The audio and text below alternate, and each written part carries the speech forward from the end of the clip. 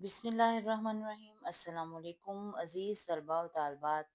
9th class आपकी एक नई गज़ल लेकर आपकी खिदमत में हाजिर हैं। गज़ल का टॉपिक आप पहली दफ़ा पढ़ रहे हैं। आज हम लोग गज़ल नंबर 1 मीर तकी मीर की गज़ल पढ़ेंगे। शायर का नाम मीर तकी मीर है और उनका असल नाम मीर मोहम्मद तकी था और वो अकबराबाद, आगरा, इंडिया में पैदा हुए। अभी वो 11 साल के ही थे कि उनके वालिद जो हैं वो वफ़ात पा गए। मीर तकी मीर के वालिद जो हैं उन्होंने मीर को कहा कि इश्क इख्तियार कर, बेइश्क ज़िंदगी वबाल है। असल में मीर तकी मीर के वालिद ने ये इश्क जो है अल्लाह ताला से इश्क के बारे में जो बात की थी और कायनात की चीज़ों के इश्क के बारे में बात की है। वैसे तो मीर तकी मीर की शायरी इश्क हकीकी और इश्क मजाजी दोनों के गिर्द घूमती है, लेकिन उनकी शायरी में तसव्वुफ़ का रंग जगह-जगह नुमायाँ है। और मीर को गज़ल का बादशाह कहा जाता है, इसीलिए उनको रईसुल मुतगज़्ज़लीन भी कहा जाता है, यानी गज़लों का बादशाह। इसके अलावा तकी मीर की ज़ुबान शुस्ता, सादा और पाकीज़ा है। उनमें आशिकाना मज़ामीन और सोज़ो-गुदाज़ की बहताब है। तसव्वुफ़ के मज़ामीन भी मौजूद हैं और अपने अहद की सियासी और माशरती हालात की अक्कासी करते हैं। इतना अरसा पहले भी शायरी करने के बावजूद मीर तकी मीर ने बहुत सादा अल्फाज में बहुत खूबसूरत मफ़हूम जो हैं वो बयान किए हैं। आज उनकी गज़ल का सबसे पहला शेर है जो कि बहुत ही सादा अल्फाज में लिखा गया है और बहुत सादा सा मफ़हूम है। फ़कीराना आए सदा कर चले, मियाँ खुश रहो हम दुआ कर चले। एक जो है दरवेशाना अंदाज में लिखा गया शायर है। शायर मीर तकी मीर ने एक फ़कीराना अंदाज इख्तियार करते हुए हर इंसान को खुश रहने की दुआ दी है। एक दुआया शेर भी इसको कहा जा सकता है और इस शेर में शायर ने हर इंसान को ये कहा है कि कीना, बुग़्ज़ और हसद रखने की बजाय आप सबको एक दूसरे के साथ खुशी-खुशी ज़िंदगी गुज़ारने की दुआ देनी चाहिए। तो आज हम मीर तकी मीर के पहले शेर की तशरीह करेंगे। गज़ल नंबर 1 है और शायर का नाम है मीर तकी मीर और मीर ही उन्होंने तखल्लुस किया था अपना। और शेर नंबर 1 है, फ़कीराना आए सदा कर चले, मियाँ खुश रहो हम दुआ कर चले। मतला और मक्ता की डेफिनेशन मैं आपको करवा चुकी हुई हूँ। मतला की निशानी ये है कि उसमें 2 काफ़िये और 2 रदीफ़ होती हैं। तो यहाँ पर आप ये देखें कि पहला शेर है, इसमें कर चले और कर चले 2 रदीफ़ हैं और सदा और दुआ 2 काफ़िये हैं। इस तरह से ये शेर जो है, ये मतला कहलाता है।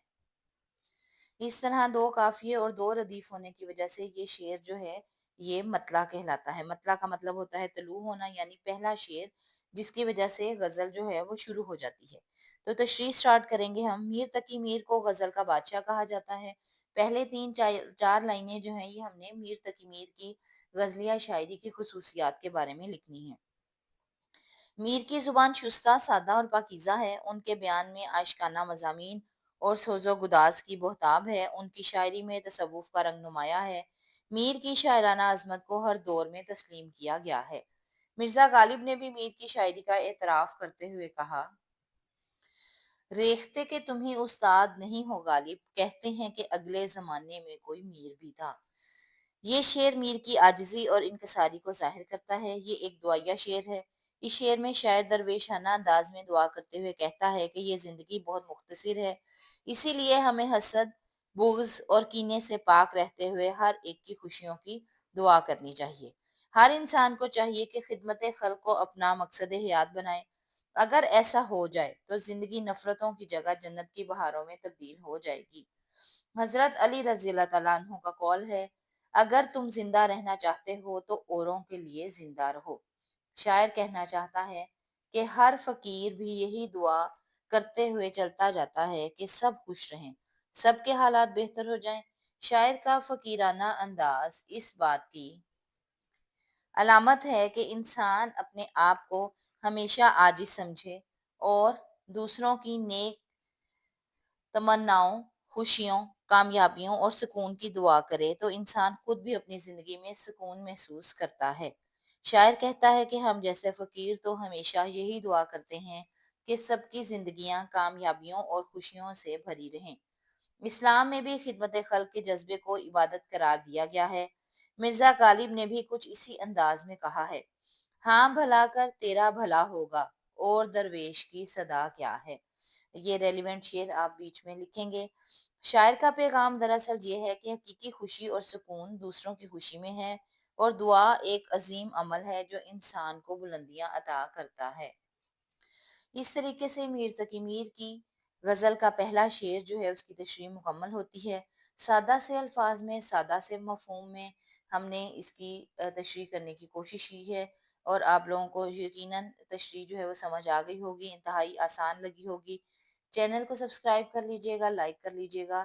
بہت جلد انشاءاللہ میر تقی میر کی بقیہ غزل کی تشریح کے ساتھ آپ کی خدمت میں حاضر ہوں گے۔ السلام علیکم ورحمۃ اللہ وبرکاتہ۔